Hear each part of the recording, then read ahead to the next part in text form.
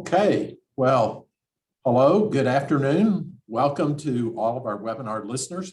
We really appreciate you sharing a few minutes of your afternoon and day with us. I am very excited about today's topic because so many of the webinars we do are very practical and tactical about how to do an incentive or an event or an incentive club trip, but this one takes a step back and takes us inside the C-suite, into the CEO's office, and lets us get a glimpse into their psychology, what they're thinking about, and what interests them about the business case for incentive travel. So I am Mike May. I'm president of Brightspot. I'm also the past chairman of the Incentive Research Foundation, which you can go to their website and register for free at theirf.org, and you get free research studies each month. And joining me is Julie Blank, our Director of Strategic Accounts, who's also on the board of directors of Site Texas, which stands for Society of Incentive Travel Excellence. So Julie spends a lot of time volunteering. A lot of the content that we are sharing today comes from multiple sources. Some of it comes from Site and some of it comes from IRF. Probably about 80%, 90% comes from Site. Julie's done a great job curating this and allowing us to all see, again, a glimpse of how the C-suite views incentive travel. As a reminder, we will take questions during the course of today. You can feel free to send in a Q&A or you can chat. We'd love to take those. We've carved out some time at the end to cover that. And with that, we're going to dive straight into the content. And I'm going to turn the microphone over to Julie, who will now take us on a guided tour inside of the CEO's brain. What we've always wanted to do, you're going to let us know what the CEO thinks. Yeah, thanks for that. No pressure here at all. I'm not sure if we'll go inside the brain, but we'll kind of get around. So just jumping right into kind of thinking like a C-suite. I think we all know that the interaction we have with the C-suite is a little different than the interaction we have with our other clients or team members. And that the C-suite is super strategic, thinking in terms of the big picture and the bottom line. And they really want to understand how they can affect change, what's the return on investment or return on objective, which is what we talk about a lot, how this will affect the bottom line. They want results. And the way they think about incentive travel programs is no different. For the most part, they aren't focused on the flashy new hotels or the activities that a destination has to offer, but they're really thinking about the lasting benefits that the organization will achieve from before the incentive even starts, with the pre-communications, the on-site experience, and kind of after the trip. So when we're talking with them about incentive travel, it's really our goal to frame it as an investment rather than as an expense. You want to switch the slide there. Really like any other significant investment at the C-suite level, and it requires a return on objective or return on investment. So yeah, okay, on the right slide. Can you go back one slide? I'm so sorry, I skipped ahead on you. Yep, there we go. Site, when I was going through this study with a bunch of Site members, the content that we had identified these 6 key effectiveness areas that can be influenced by incentive travel programs and ultimately drive ROO or ROI. So increase in performance levels, an increase in peer pressure, which I think they mean in a positive way, employee motivation, performance evaluation scores, a focused sales strategy, and the bottom line. Like I said, these are Site indicators. Another indicator that I've seen a lot recently, I think even in a recent IRF study, was retention and how important these trips are to build relationships and solidify retention for your employees. So that's something I would add in there. Julie, what I love about all of these is you said they are what we sometimes refer to as the soft benefits. And it's not necessarily the destination or the hotel or what we're going to do in the evening event or the award center. Ultimately, the CEO or sales leader may sign off on that, but that it is more about these things that are going to drive a performance improvement in the business. Yeah, I think all those things that you mentioned are super important, but at this level, definitely not the focus of the conversation. You can switch sides on me now, Mike. Appreciate you. Thank you. So really, when you're thinking about, when C-suite's thinking about implementing a new program, they have to ask questions to kind of substantiate the investment that they're looking at, because it is an investment. They have to identify, is there a gap between the current productivity and the organization's goals that is truly measurable? You know, a lot of organizations struggle with measurement, we find. So, and can they identify and thus influence kind of that measurement or that gap? And are they able to set realistic goals for their team? And finally, does the culture support the change in behavior? I don't know, Mike, what would you say an organizational culture would need to look like to support kind of a change in behavior like this? Yeah, you know, it's interesting. I saw a Gallup study recently that there's been about a 10% decline in employee engagement over the last 2 years with everything that the pandemic's affecting us. So, I think that really underscores the importance of culture and having one that where the sales reps and the sales supporting team are engaged. And this may be a little bit of a tangent, but Julie, you and I were working with a client the other day that was a large software company where they felt like the club trip had grown so large that there was a second tier of sellers that weren't having a chance to win the trip. And so they were looking at adding in a second tier contest that could be merchandise, gift cards, or individual travel. But that's something that we're hearing more and more about, creating tiered incentives that allow a wider reach across the sales org. Yeah, I love that point. And we'll talk about that a little more when we talk about structure just a little bit, but thanks for that. So when does an incentive trip make sense for an organization or a C-suite to put into play? Sites set the following criteria for whether or not it makes sense so that the current performance is inadequate. Number 2, I think this one is important. Poor performance is related to deficiencies in motivation. An incentive travel program won't help if you have a bad product or service, and it certainly won't fix poor management. But if there's a deficiency in motivation, that we can help with. We need measurable results. The goal should be a stretch, but it has to be realistic or it's demotivating. And they say here that the new behaviors won't conflict with existing organizational goals. I think at Bright Spot, we like to say the new behaviors align with the organizational goals, but I think the sentiment is probably the same. Good. So many times, when we talk about the investment that Julie spoke of on a trip and is it affordable, our industry likes to use the term that says the trip should be self-liquidating, which is a very fancy way of saying the trip investment should pay for itself, that the investment drives incremental performance, incremental engagement, recognition that then drives greater sales, and that gives you the return on investment for the trip. And that's certainly the win-win scenario.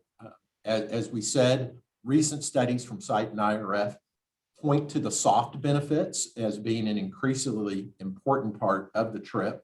So those soft benefits are things like retention, engagement, face time with management, things that hopefully lead to a more engaged sales team that sticks around for a longer time. And we put an example of something that we call zero net cost, where an incentive travel company like Bright Spot, our goal is to be a zero net cost.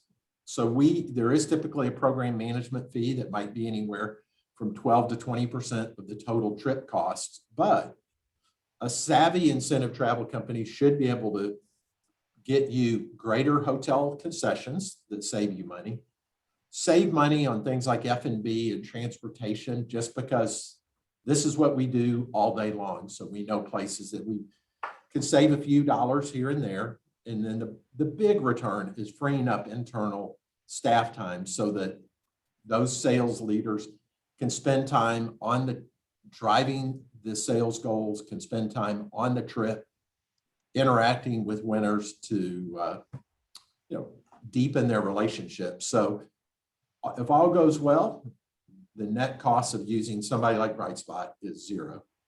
So with that, now we're gonna take a deeper dive into the psychology. And again, I love this because it does get us inside the CEO's brain and some of those motivational psychology that is behind the trip more than just where we're going. So Julie?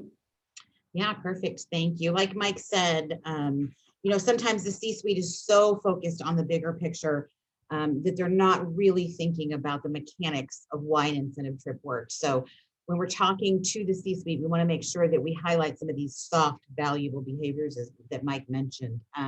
It might seem a little psychology 101, but once an incentive program has been implemented, it's important to continue to revisit and re-ask the why and the how.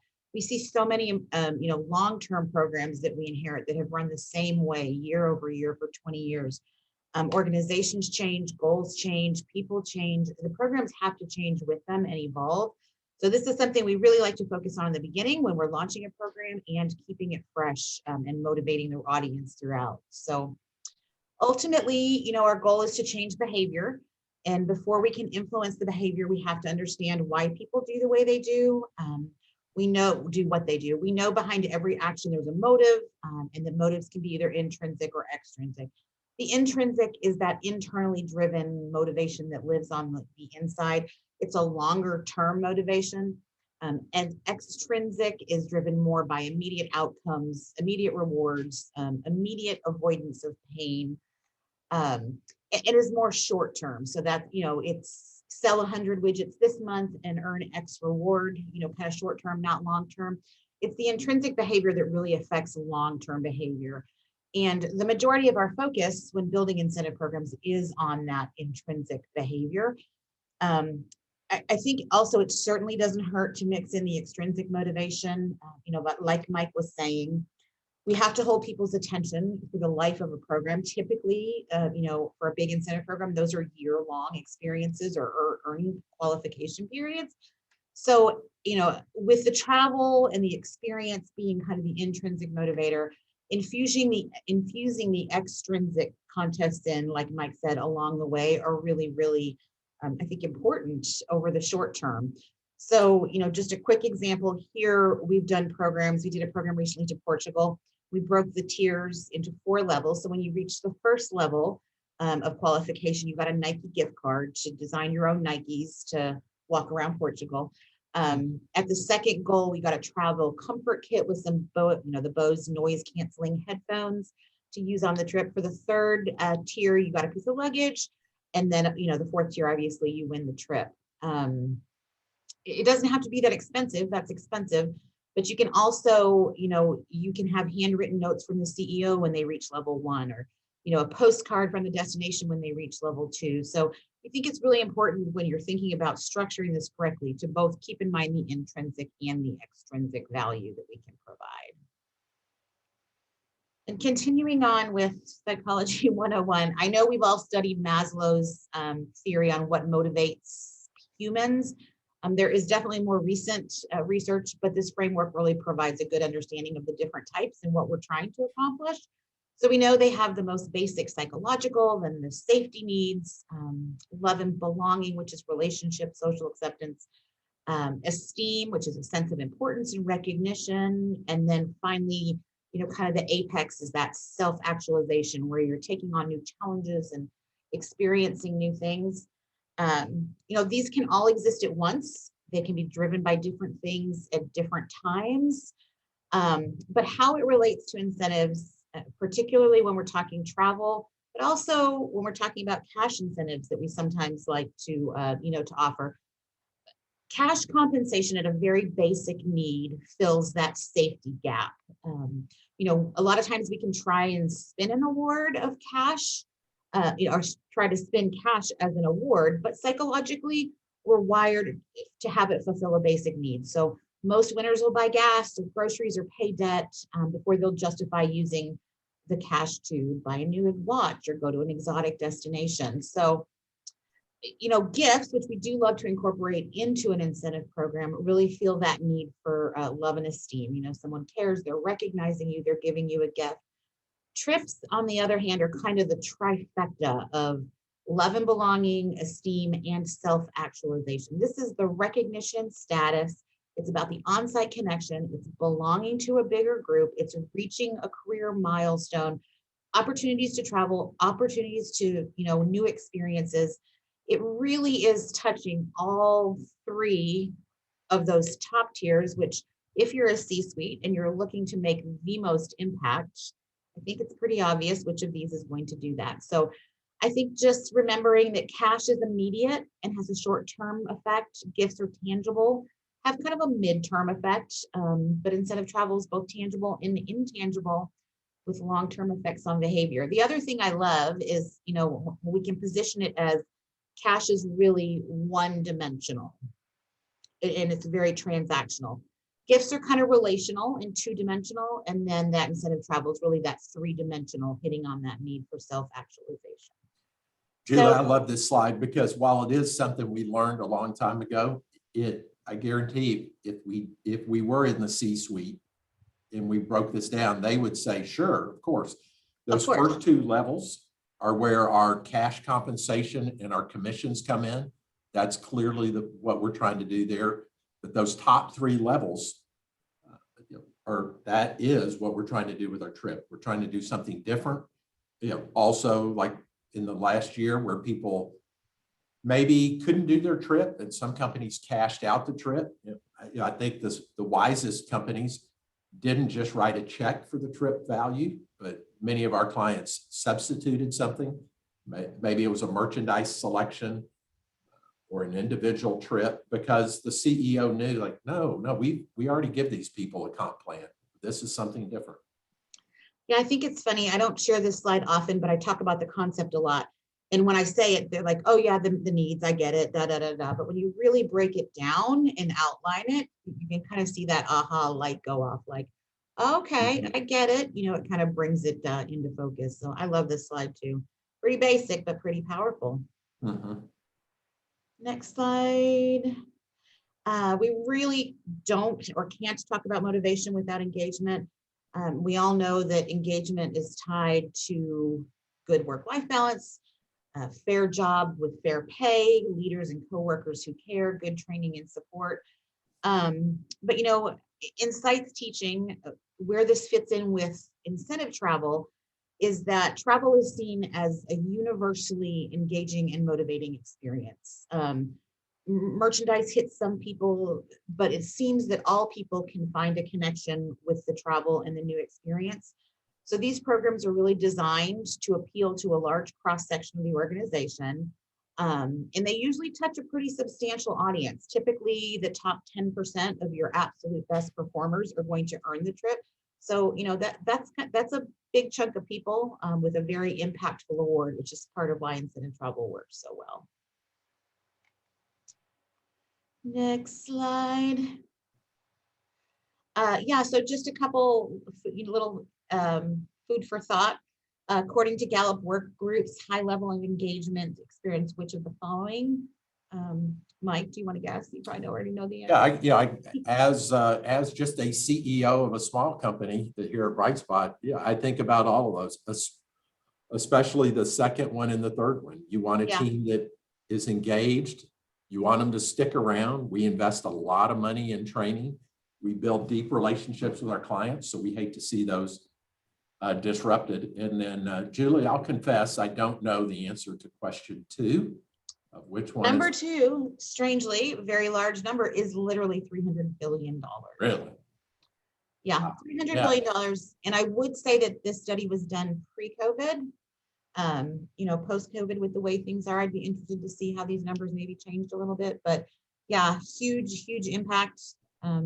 Anybody who runs a company has experienced, disengagement or people leaving and trying to replace them. And so I think most companies want to do anything and everything they can to keep their employees engaged. Good. Next slide, Mr. Michael. This just basically says, planning a trip for 2,000 people is hard, and sending a $7,000 Visa card is easier. And 2 out of 3 times when you ask somebody, their preference, it will be cash over anything. But when we're talking to the C-suite, we kind of have to talk about the unique value and benefits of incentives on motivation. So Michael, if you'll hit the little pop-ups, there you go. Really, what we're talking about here is perceived value is a lot of this equation. So, cash has a definite finite, even gifts value, but it's harder to put a dollar or a price tag on good weather or great beaches. Participants have to rely on their emotions, and it actually gives the trip more value, than what it costs. So if you ask a winner how much they think their trip was, they'll say, I don't know, $10,000, $15,000. The value and the memories just really enhance that. But above and beyond that, site says these are the 4, top reasons that this is unique. Evaluability is just that it's difficult to attach a monetary value to an experience. So the positive attributes are highlighted. Separability, cash incentives tend to be aggregated with overall compensation, and non-cash kind of tend to be viewed separate from compensation. So thus standing out more as a reward for performance than anything else. Justifiability, like we talked about in the beginning, it's hard to get a $7,000 check and not pay your rent and buy groceries. But justifying this paid for company sponsored trip and experience is really, really motivating. And then the social reinforcement. We all know we're not supposed to talk about our paychecks. We're not supposed to talk about our bonuses or commission, but this again helps with the perceived value of the award. Non-cash awards just create a stronger bond. Their memory is linked to emotion. And that's why the psychological impact of the travel program is so high. I think at the end of the day, really, site says, and I completely agree, that it's the difference between remembering a great vacation and buying a new blender. And when you put it that way, it's not much of a contest, I don't think. Julie, the study behind this one is probably one of my 3 or 4 favorite studies of all time, even though it's maybe 15 or 20 years old, because it highlights the benefits of non-cash tangible awards over monetary. And these words, they sort of sound PhD-ish, but I remember probably 5 years ago, I wrote a blog on our website that tried to come up with different terms. And so for evaluability, I came up with the term daydream value. So, if we say you're going to give you $7,000 Visa, your brain doesn't think what you're going to do with it. But if we say we're going to Rome, you start to daydream about Rome.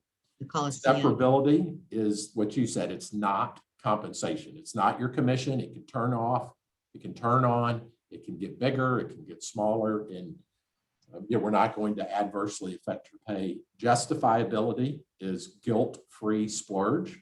You don't have to, if it's monetary, you got to put it in the college fund or pay off a credit card. And then, as you said, social reinforcement is trophy value, that you can brag about it. And I even added 2 more that I thought of.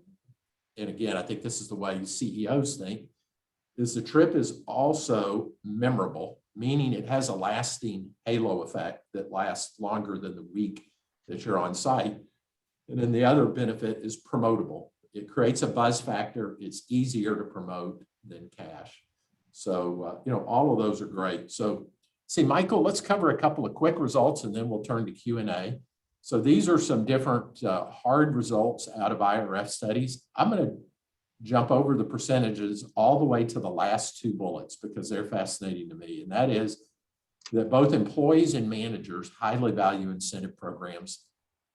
And there was an interesting study a few years ago that said, as we would expect, that the qualifiers or winners of the trip highly value the incentive, but even the people that just barely miss and don't qualify for the trip, they also value the trip because they see that their company is creating this opportunity for them, even though they may not have won it this year. And then the last is that quota-based measures work best, where If people are competing against themselves to achieve maybe 110% or 120% of quota, they know it's within their control to achieve the trip, and that those are the most motivational, as opposed to what we would call a closed-in contest, where you have to be in the top 50 sellers, because then you're competing against others. So competing against yourself, it's a little more work for the planners to try to figure out exactly how many winners we're going to have, but that's most effective. So maybe summarizing everything, and what we call the long and short of it is, it's first, the number one criteria that CEOs do think about is increased sales. But after that is a long list of those soft benefits of things like relationship building, engagement, lower retention.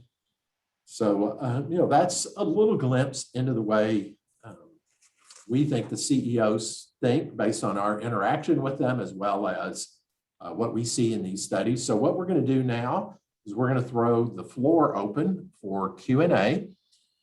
If you would, you can click at the bottom of the screen, you can type in a question, or you could even send in something through chat, either one, and we'll be prepared to receive that. And then let's see, while we're giving you a chance to do Q&A and type those in, and we look at that, quick promotion of maybe 2 resources that would be helpful to people on the call is, first, this ebook called Tips to Improve, which I give credit, our Julie Blank here is the author of that. It has 9 tips on taking your trip up another level. So our belief is, if you're on this call, you're probably already doing a trip, but if you go to that short link, you can download the ebook and see the trips. And if nothing else, you can download the book and see some of the most engaging pictures that we have in any resource, as well as a list on the right of top incentive travel destinations for 2021, which are really USA, North American region-based destinations, because right now, more of the trips are staying in region initially. As people get a little more comfortable with travel, they're more comfortable traveling within region rather than taking a transcontinental flight to another destination 8 or 10 hours away. So let's see, we'll pause. And Michael, did we have any Q&A that came in?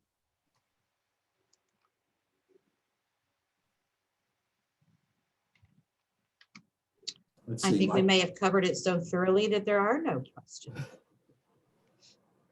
Sorry about that. It's like Nope. I'm looking for my mute here. I think the first question we have here is exactly what we were just promoting. What are the top incentive travel destinations the C-suite are looking for? Are they looking for domestic trip destinations? Or are they looking for international going into 2022? Yeah, let's see. What do you think, Julie? I think we're looking at, honestly, a lot of both. US has ramped up. The Caribbean and Mexico is still really strong. For EMEA, Asia Pacific, cruises, maybe even, we're kind of looking more into the 2022-23. Would be kind of, they're playing it a little close to home, a little close to the vest. Yeah, I agree. Florida, South Florida, and Southern California are great. Mexico seems to be more popular because it's easy to get in and out of. And safe. It's viewed as very safe. And yeah, especially if you're an all-inclusive, people tend to stay on property within the resort. So it's a gorgeous quarantine. it really is. Yeah. All right, great. We have another one from Rudy. Post-COVID, what's hot and what's not when it comes to destinations? Yeah, we kind of hit maybe what, destinations. If that's about within a destination, what we're seeing is an emphasis on luxury, an emphasis on more individual activities. So instead of putting 100 people on the catamaran, it may be individual jet skis, or instead of a giant cooking class, it may be a smaller cooking class, or just even a little bit more time on own, enjoying the resort at leisure. Yeah, So, I would say for years, we heard in surveys that people want a little bit more time on their own to enjoy the destination. This has certainly been the time to play around with that and give them a little bit of more time on their own. Yeah. The other, maybe just another thing that, often comes up is, what are other companies doing? And, most companies now, we see probably 60 to 70% of companies are operating a trip this fall. And then 90% of all companies are predicted to be back operating incentive travel in 2023. That's exactly what we're seeing. And honestly, the 10% that aren't are the ones that their underlying business has been so disrupted. They just said, hey, we're not, we can't do this yet. We don't have people back in our retail locations, or, they're, it's something related to their business. And I saw a site study that it was a huge number. It was like 96% of all executives remain strongly committed to incentive travel. So with that, it looks like that may be the questions. It looks like we're also kind of coincidentally right at the end of our time, which is perfect.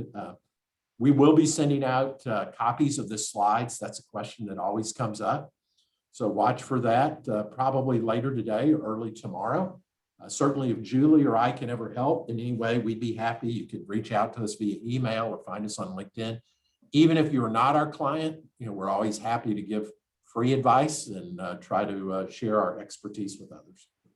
So with that, Julie, thank you very much. Excellent job. We'll count this as 3 credit hours towards your PhD.